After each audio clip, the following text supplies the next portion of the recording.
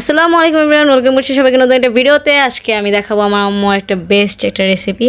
তো নিয়ে নিয়েছি মিষ্টি আলু, মিষ্টি লাউ, পেঁয়াজ কুচি, রসুন বাটা, হলুদ, মরিচ, ধনিয়া আর লবণ।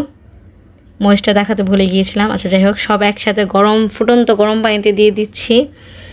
আর এখানে ব্যবহার করেছি আমি হাফ চা চামচ রসুন, হাফ চা চামচ ধনিয়া গুঁড়ো, হাফ চা চামচ হলুদ আর লবণটা স্বাদ মতন। আর আম দিয়ে দিয়েছি। এটা এক ধরনের টক রান্না করছি। ফোড়নের জন্য দিয়ে দিয়েছি 6-7টা শুকনা মরিচ। এখানে আপনারা ফোড়নের জন্য অবশ্যই মরিচটা ব্যবহার করবেন, শুকনো মরিচটা খেতে ভালো লাগবে।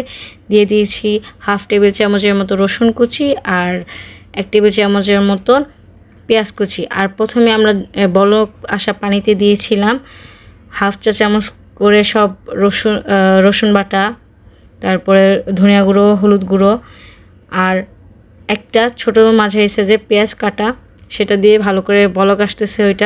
ওই পাশে ওইদিকে সব বলক আসতে থাকবে। অবশ্যই সবাই একবার হলো ট্রাই করবেন। সবগুলো বেরেস্তা করে নেব ফোড়নের জন্য। পেঁয়াজ রসুন আর শুকনো মরিচ বেরেস্তা টাইপ করে নেব। ফোড়নটা দিয়ে 5-10 মিনিটের মতন বলক আনিয়ে নিলেই হয়ে যাবে আমাদের স্পেশাল টক রেডি। এনজয় করুন গরম ভাতের সাথে। দেখাবো নতুন কোনো ভিডিওতে। আল্লাহ হাফিজ।